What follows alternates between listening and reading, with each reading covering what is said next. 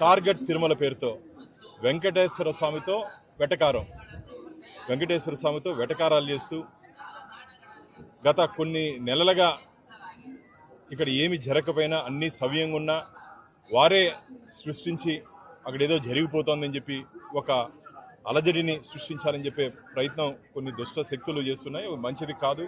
అందుకనే మొన్న జరిగినటువంటి ధర్మకర్తల మండలిలో తిరుమల పవిత్రత దిగజార్చే విధంగా స్వామివారి దగ్గర ఏదైనా అబద్ధాలు చెప్పి ఆధారాలు లేకుండా అసత్య ఆరోపణలు చేస్తే వారి మీద క్రిమినల్ చర్యలు తీసుకునేదానికి టీటీడీ మన జరిగినటువంటి ధర్మకర్తల మండలి సమావేశంలో నిర్ణయం తీసుకోవడం జరిగింది. కొన్ని వేల మంది మాకు ఫోన్లు చేసి ఒక మంచి నిర్ణయం తీసుకుంది టీటీడీ ధర్మకర్తల మండలి.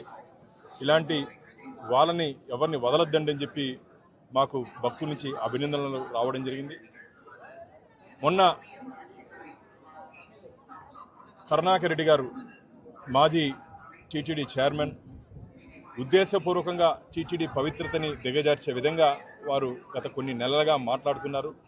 అందులో భాగంగా 41 నోటీస్ కూడా ఇవ్వడం జరిగింది. వారి మీద అలిపిరి పోలీస్ స్టేషన్లో ఎఫ్ఐఆర్ కూడా నమోదు చేయడం జరిగింది. మాకైతే అనేక అనుమానాలు ఉన్నాయి. ముఖ్యమంత్రి గారు 24వ తేదీ రాబోతున్నారు. బ్రహ్మాండ నాయకుడి బ్రహ్మోత్సవాలు అత్యంత వైభవంగా 24వ తేదీ నుంచి మొదలు కాబోతున్నాయి. నిన్న పోలీస్ అధికారులు వెళ్ళి నోటీస్ ఇస్తే నాకు సమయం లేదు, నేను 23 వస్తాను అంటే 23కి 24కి ఏదో ఉద్దేశపూర్వకంగా తిరుపతిలో వాళ్ళ అలజడి సృష్టించేదానికి, బ్రహ్మోత్సవాల ముందు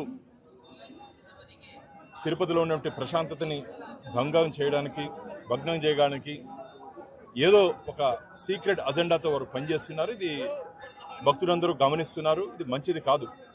ఎందుకంటే